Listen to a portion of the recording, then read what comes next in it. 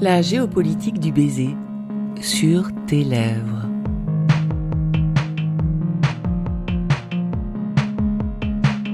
Si vous explorez le lexique français du baiser, vous découvrirez une foule de mots dont l'origine est souvent obscure.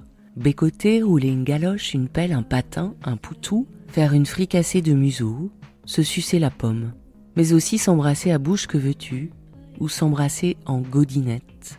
Et puis une expression anglo-saxonne revient toujours, le French kiss, dont on raconte qu'elle fait son apparition en 1923, adoptée par les Américains qui avaient voyagé en France. Mais il faut attendre la fin de la Seconde Guerre mondiale et le retour des soldats américains d'Europe avant que cette pratique ne se démocratise de l'autre côté de l'Atlantique. C'est même devenu un verbe là-bas, to French kiss. Embrasser quelqu'un les lèvres ouvertes et avec la langue, ce n'est pourtant pas une invention française. Ce type de baiser est déjà décrit avec précision dans le Kama Sutra hindou, écrit entre le 6e et le 7e siècle. Premiers indices qui nous montrent que le baiser est ancré géographiquement et politiquement.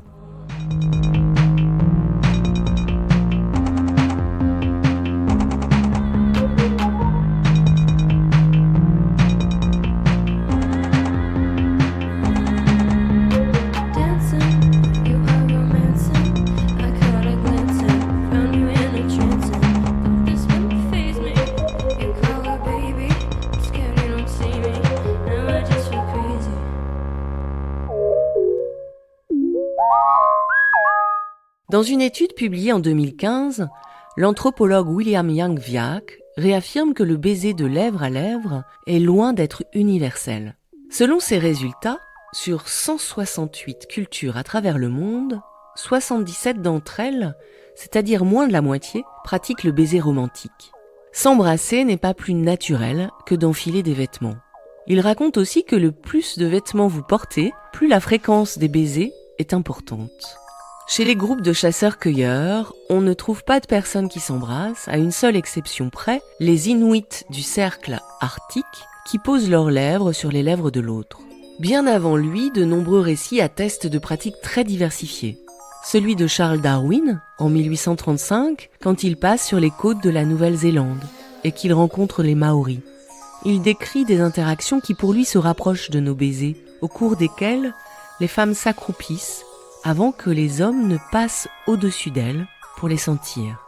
Lorsque les premiers explorateurs de l'Arctique découvrent le kunik, un geste d'amour entre membres de la même famille ou entre amants, ils le surnomment le baiser esquimau. Il consiste à presser le nez et la lèvre supérieure contre la peau, habituellement les joues ou le front, et à aspirer. Le kunik est pratiqué par les Inuits au nord de la Russie, du Canada, mais aussi en Alaska. Dans son usage occidental, ce baiser consiste à frotter l'un contre l'autre le nez de deux personnes.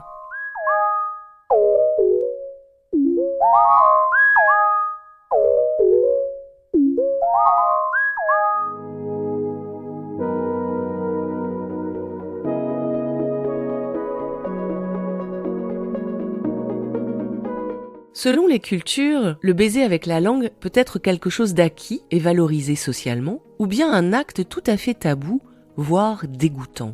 Pas de baiser public en Inde ni en Chine, où il est interdit de s'embrasser dans la rue. Pour les populations, il s'agit de quelque chose de très choquant et vulgaire de s'adonner à cette pratique. En Afrique, le French kiss ne s'impose pas non plus. Parfois, le baiser est jugé dangereux parce qu'il permettrait à l'autre de vous voler votre âme. Chez les Pygmées et Tonga du Mozambique, le baiser est considéré comme très peu hygiénique. Quant au labret, ce plateau ou disque labial, il empêche le baiser.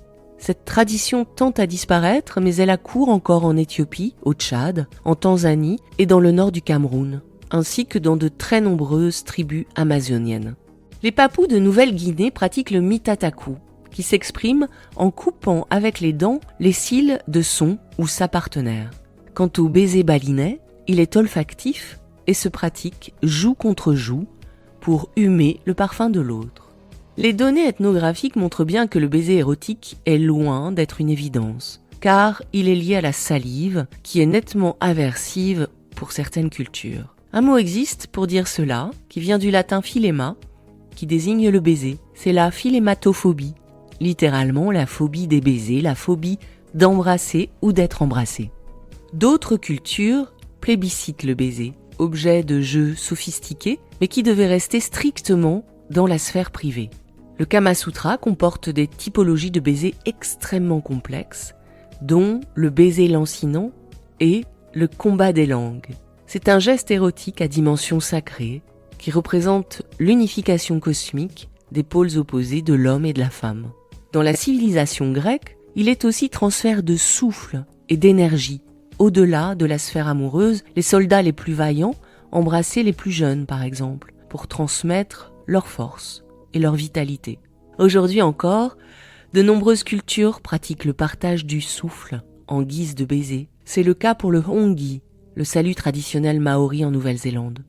Il s'effectue en pressant le nez et le front d'une autre personne lors d'une rencontre. Pendant le hongi, les Maoris pensent que le ha, le souffle de vie, est échangé et mélangé.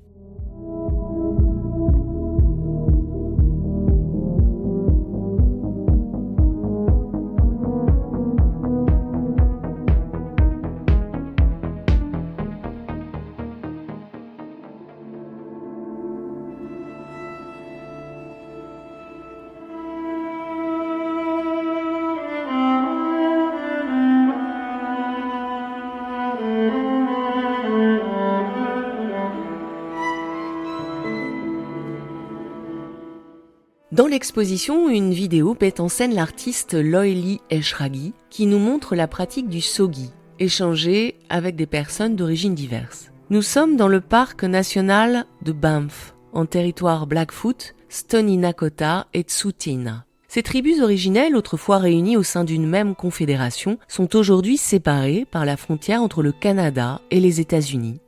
Dans ce parc filmé en plan fixe, on voit de la neige, une forêt assez dense de grands résineux et deux êtres qui se saluent à travers le contact de leur front et le partage sacré de leur souffle. Pour l'artiste, ce geste est très symbolique. Il crée une zone de contact éphémère, interculturelle, où deux individualités issues d'origines ethniques différentes rendent hommage au mana, cette énergie cumulative née de la présence de l'autre. Plus largement, le geste de sogi fait référence au fait de marcher avec légèreté dans les montagnes et les vallées. Dans la vidéo de Loeli Eshraghi, on entend le crissement des pas dans la neige.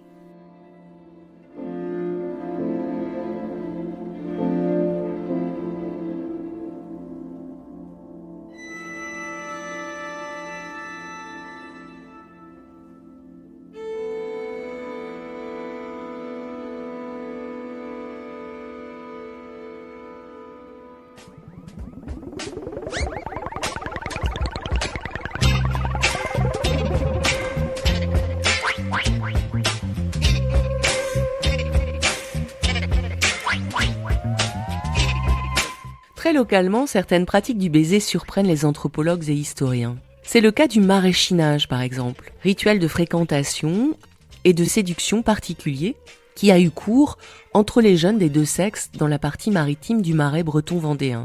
Le verbe maraîchiner s'utilise pour désigner la pratique du baiser lingual à laquelle s'adonnaient passionnément les adolescents de cette région qui avaient sacrément anticipé les booms de la fin du XXe siècle. C'était une manière pour eux de se connaître érotiquement avant de convoler en juste noces. Un docteur du coin, Marcel Baudouin, a même écrit un ouvrage à ce sujet. Scientifiquement, il nommait ce type de baiser le cataglottisme, qu'il définissait comme un raffinement de la langue. L'Église, mais aussi les autorités civiles, vont s'efforcer d'éradiquer cette pratique prémaritale. Le maraîchinage est interdit en 1882, mais il se poursuivra quand même jusqu'en 1914.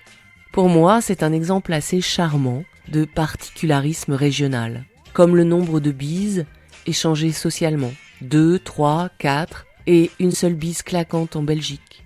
Quant au Québec, en famille et entre amis, on s'embrassait sur la bouche pour se saluer jusque dans les années 60. Une Québécoise raconte en 2017 « Si je l'avais embrassé sur la joue, mon père m'aurait dit « J'ai-tu mauvaise haleine ?» Cette pratique nous renseigne sur les fluctuations permanentes qui traversent ce geste. En Occident, les baisers sont généreux au XVIe siècle, y compris sur la bouche, pour simplement se saluer. Puis le XVIIe siècle est marqué par les ligues de vertu et le rigorisme spirituel. Le XVIIIe siècle libertin retrouve le chemin des bouches. Puis le XIXe siècle revient à la réserve, excepté les baisers fiévreux du romantisme. Enfin, le XXe siècle, dès sa seconde moitié, connaît une explosion des baisers.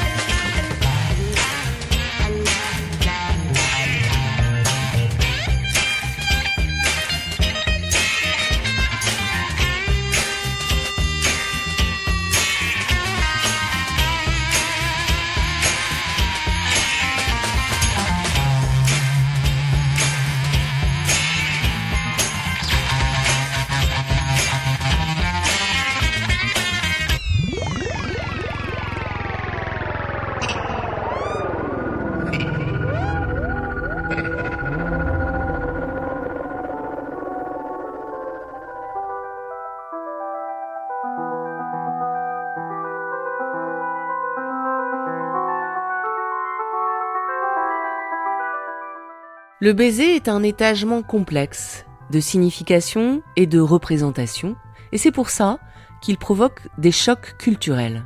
Le baiser érotique prend une place symbolique de plus en plus marquée aujourd'hui dans les relations amoureuses internationales, ce qui s'explique clairement par le cinéma. Mais les polémiques qu'il suscite restent très nombreuses. En 2014, l'actrice iranienne Leila Hatami est membre du jury du Festival de Cannes. Elle s'attire les foudres de son pays après avoir embrassé le président du festival, Gilles Jacob, sur la joue, il va sans dire, pour le saluer lors de la soirée d'ouverture. Selon la charia, appliquée en Iran, une femme ne peut pas avoir de contact physique avec un homme étranger à sa famille. S'il existe autant de traditions du baiser que de coutumes et de régions du monde, les États se positionnent parfois théâtralement sur cette question, plus largement liée aux libertés sexuelles. Ce positionnement conditionne leur place au sein de l'ordre mondial, et le baiser est souvent instrumentalisé sur le terrain politique.